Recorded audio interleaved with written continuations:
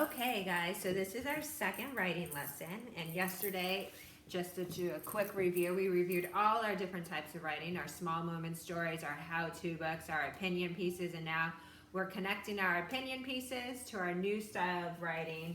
And our chart yesterday was writers write to make the world better. And we start by seeing a problem, thinking about that problem, and then writing it a lot of different ways. We talked about different ways that you could write about that problem. So, a main part of writing about problems in the world is thinking of the reasons why we need to stop it or fix the problem. Like, why should we stop doing that, or why should we fix this? Give people reasons why. And we need to convince them. We need to have people agree with us. So we need to give them these reasons to help convince them, oh yeah, you know what, you're right, we should stop doing that. Or you're right, we should try doing that instead. We have to support our opinion with different reasons to convince people of why. If you want to convince someone to follow you or give you something, you need to give them reasons and support that.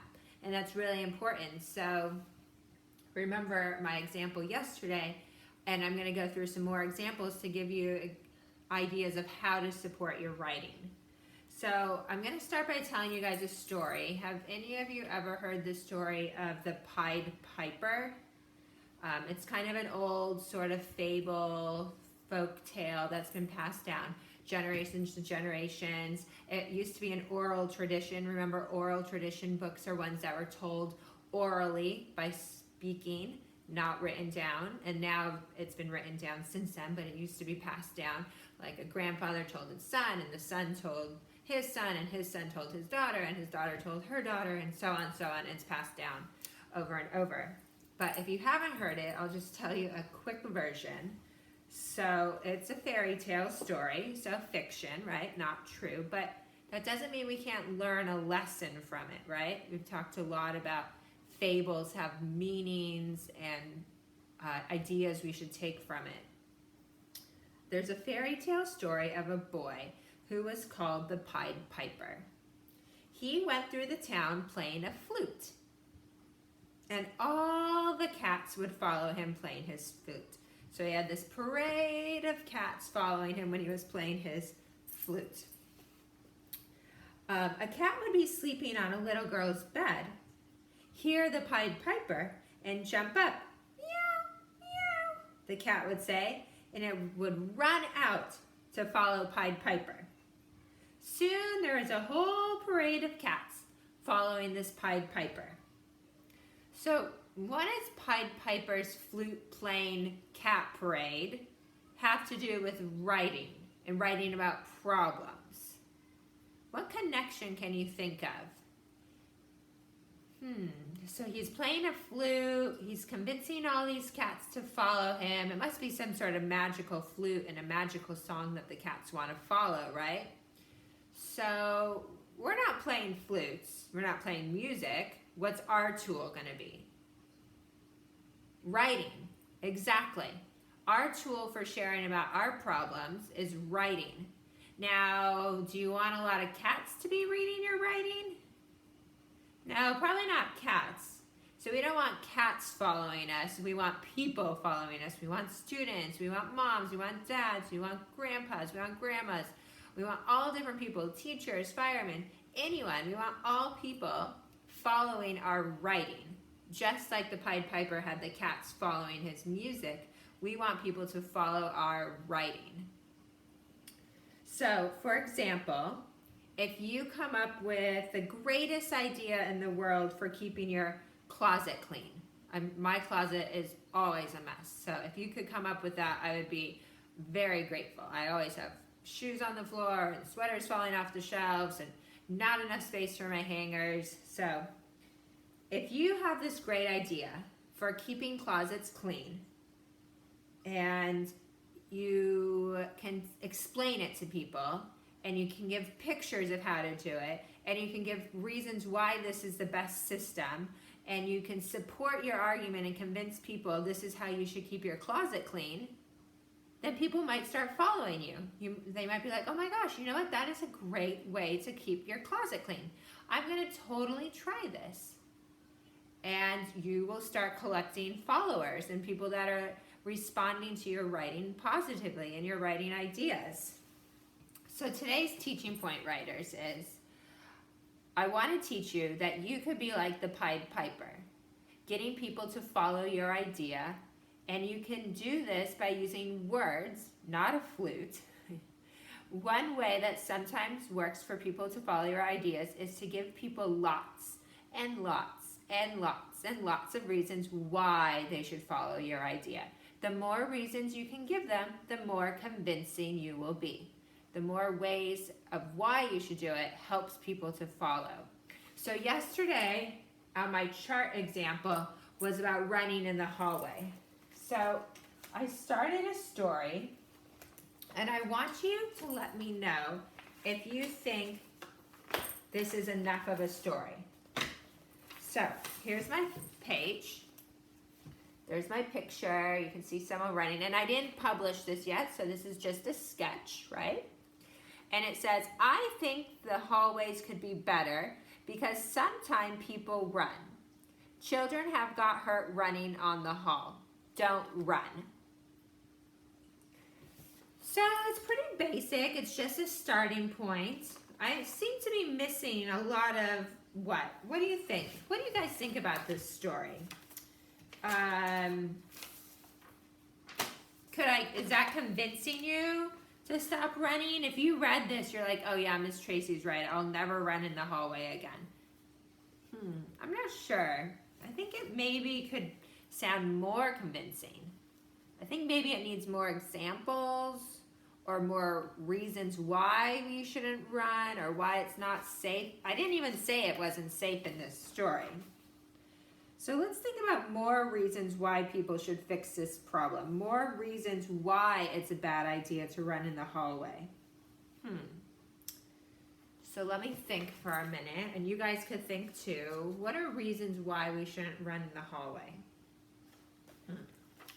Oh, okay. So fast forward.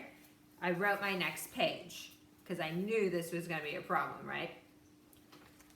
So look what I drew a picture of someone getting hurt when the door hit them on the head. It says, ouch! They might hit their head on the wall and get bumps and bruises, or kids could crash into each other, right? Maybe two different kids are running in different directions and they might not see each other. So now I gave 2 more reasons. 1, they might hit their head, or 2, they could get bumps and bruises, and 3, kids could crash into each other. 3 reasons why we shouldn't run in the hallway.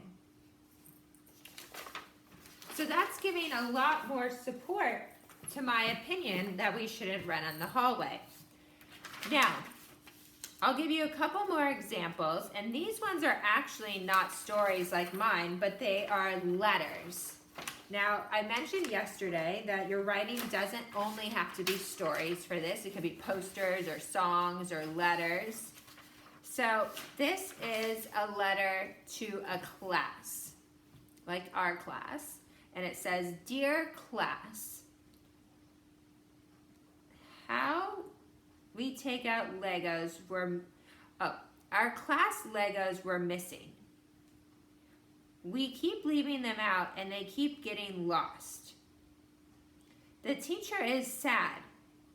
And if you don't put them away, we're not going to have any Legos.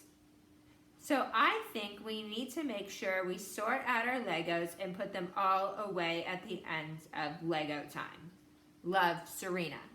So her problem is that Legos are missing and that kids aren't putting them away, and then they're getting probably, I would say, vacuumed or swept up by the custodian at the end of the day. And she's giving reasons why they should have a better system, right? The teacher gets sad. They're not going to have any more Legos, and then you won't be able to build and play with them. So that's a great example of a problem in the classroom, and her idea was to write a letter to the class. Dear class, I think we should do this, this, this, this, this, this.